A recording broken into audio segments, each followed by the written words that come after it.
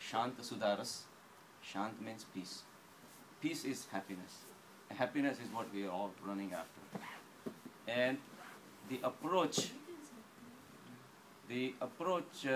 that we take to get to that level, the peace, we all want it, but we cannot have it. And the reason being, the direction is wrong. And all along we keep on trying, and we think peace is outside, and that's why we keep running after it. But hands down, everybody is looking for peace. No matter which way we're going, whether we building more and more bigger empires, or we're making more and more money, running after more and more objects of pleasure, whatever, we're looking for ultimately peace. The peace, they said, is not going to happen if we keep running after the objects. Objects are transitory. People are transitory. Their minds are transitory. The same person gives you the pleasure one day, does not give you the pleasure the next day. Same money does not give, what's that? My wife. Well, look at it. So it's going to be on a YouTube. I said it slowly. So the direction we have picked is wrong. And it's not our fault, at the same time it's our fault. All these years, the objects that were coming in front of us, eluding us, and as if like a toy is given to a child, one after another toy, we just keep changing, thinking the pleasure is outside, but it's not, and that's where we are at fault. So Shanta Sudaras is trying to correct that focus that we have outside and trying to bring you inside. And inside passage is the correct passage. So how is it going to happen? It's not going to happen by discipline. It's not going to happen by rules, regulations. It's not going to happen by compulsory, restrictions in our life and do this and do this many taps and do this many fastings, bow down to the statue of God. Those are just restrictions given to you in the form of words. Words is not the language of God. God only knows silence. Words are created by human beings. So words cannot describe Paramatma. Words cannot describe the ultimate peace. Only Paramatma can give you ultimate peace. It's the Paramatma who is within you. That life force that we have, prana that we have, is the life force. Formless, attributeless consciousness. That consciousness is the ultimate nirvana. That's our Shangri-La. Shangri-La is the beautiful place so-called in Tibet, deep parts of Tibet. That's ultimately considered to be the most beautiful heavenly place on the earth. Imaginary in a lot of people's mind, but that's where we want to reach, is the peace, is the ultimate source of peace. So when we want to reach that, that's the only way. So how can words describe it? Words is a language created by us to teach each other, but we ourselves are not Paramatma, so how can we really explain? So by putting the restrictions, it's not going to happen. So Bhav Shuddhi is the ultimate. And when you're talking about the Bhav, it's the ultimate inside feelings that we have. And how do you create those? That's only under your control. No matter how much lecture you give to each other, it's not going to happen. Ultimately, you change your own Bhav. And then it's going to flow. Bhav will generate thoughts. Thoughts will generate action. So Bhav, Vichar and Kriya.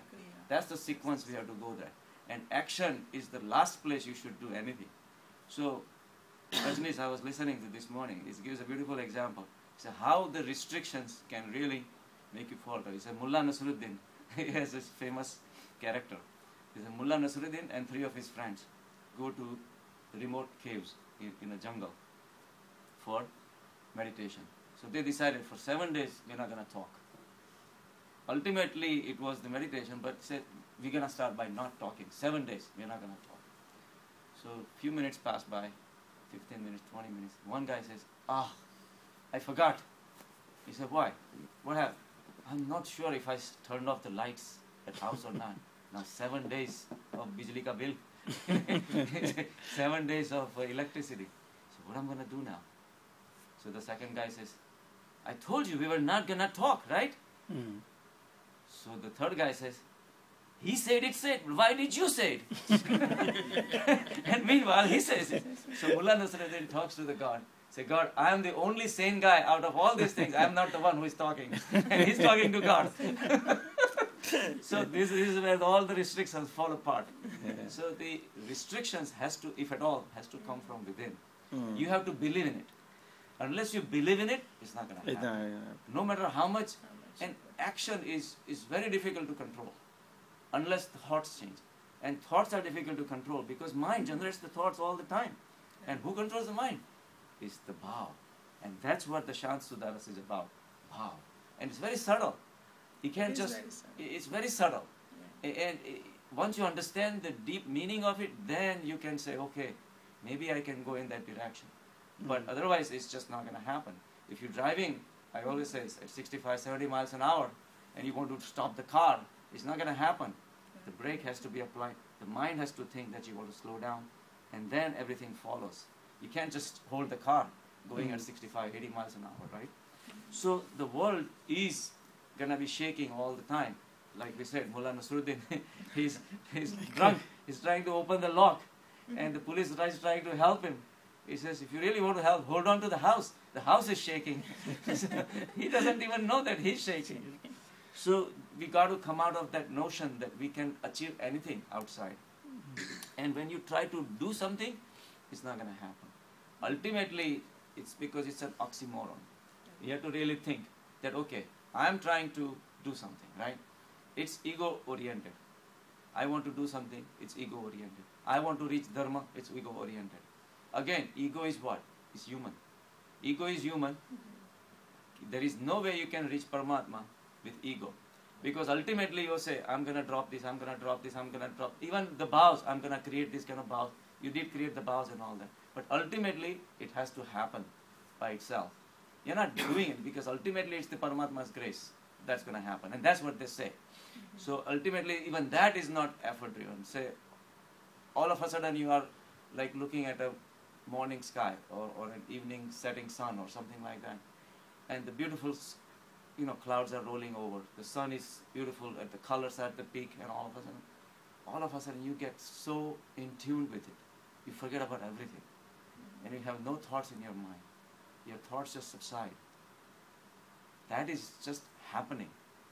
You never left the house Thinking it will thinking happen. that I'm going to do this, right? It is never effort driven. It happens spontaneously. You run and all of a sudden you come across a beautiful flower. You get mesmerized by the colors or the fragrance, and you get mesmerized by the bees sitting on it everywhere, and all of a sudden you're not even thinking about anything, and you reach that fraction of a moment of peace. That peace is a gift from God. It cannot be, good morning, it cannot be obtained by the efforts. The only time efforts are needed to unwind our fallacies, unwind our wrong thinkings. Then you need efforts, because we already have done so many efforts to reach at an X point. We have to return and have to do that much journey. Coming backwards, you need efforts. So that's why we are here. Otherwise, we all would be in nirvana.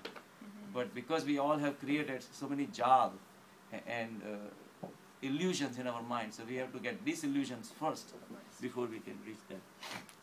And the problem is because the mind we discussed, the mind has so many problems, because mind creates the duality. It sees only one side of the objects, not the other side. So mind always sees whatever is in front. And whenever the thing changes and another side of the same thing comes, mind thinks that as another reality. So it creates the duality. Sunrise looks at as a sunrise, but the same sun, because of the earth rotation, becomes a sunset, looks at two different events. It's the same sun. Sun never rose, sun never set. It's the same sun. And yet we think it's sunrise, sunset. There are a lot of deeper implications. That makes a whole day for us. And the 7 days, and a whole week, a year, many years, and a whole lifespan goes by thinking that so many sunrises and so many sunsets. Sun never rose and sun never set. All that illusion was created by the mind. Mind is a prism through which the light of Paramatma passes and creates 7 different colors. And we are living in that duality all the time. One object is better than this. One person is better than this. One situation is better than this. And we keep running and running and running. And the history has shown that nobody has won, ever. Alexander, Genghis Khan, Roman empires, everything has crumbled down to nothing at the end. They reached their max. At some point they got tired, fed up, and so the direction they have picked was wrong. Direction we are going is wrong. The objects outside are never gonna be the source of pleasure. At some point they're gonna fall short. Either you will still have the object but not give you the pleasure, or you will not have the object in the first place. And then you're gonna be missing that object and running after that object. You may not be able to have it, maybe able to have it, but then you lose the pleasure again. All that catching, cat and mouse game is going to go on forever. Ultimately, we're going to tire. The mind almost puts you to the point of committing suicide. People do commit suicide. People have committed suicide. People feel like committing suicide. Depression, anxiety, stress, and this and that. We are living the game of the mind. We never transcend the mind. That's where the peace is. So until all that dua clears out, the sunshine cannot shine through.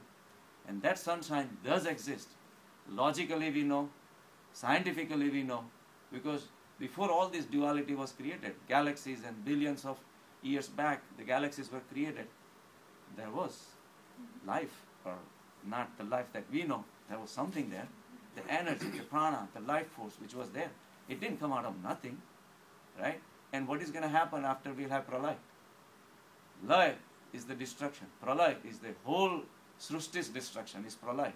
What's going to happen to all these billions of atoms and molecules, and they get disintegrated, and all millions of atom bombs are going to break apart because every single atom has atomic energy. If all these molecules and everything get destroyed, what's going to happen? All that energy is still going to be around. Energy never gets destroyed.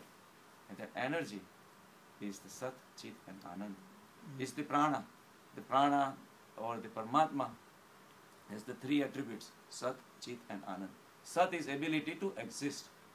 Is the all this existence that is created is the power of Satchidanand. Chit is the awareness, because we can know each other after the creation. If there is no awareness of each other, what's the purpose of creation? One rock is sitting here, another rock is sitting here. It doesn't even know each other for millions of years. What's the fun? So that's why the Chit was there, and that's not it, the Chit was created. It was always there. It just was brought out, and the Anand of existence, all the pleasure. So that will be always there. So that permanence that is there, and that's the peace. So that's where we want to reach.